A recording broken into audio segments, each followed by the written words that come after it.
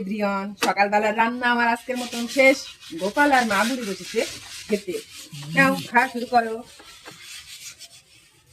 প্রথমে তো খাচ্ছে কচু শাক দিয়ে। গোপাল তো কচু শাক খেতেই চায় না, তবে মা বুড়ির রিকোয়েস্টে খাচ্ছে আর বলছে অসাধারণ।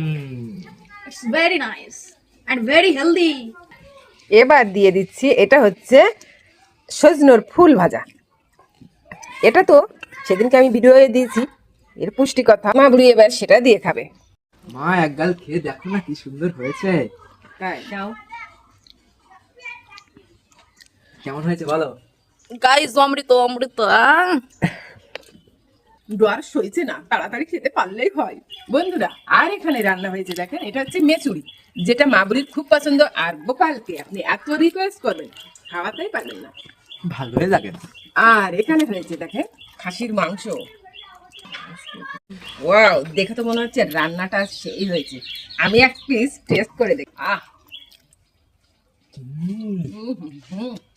একটা জিনিস আমার খুব পছন্দ হয়, সেটা কি জানেন?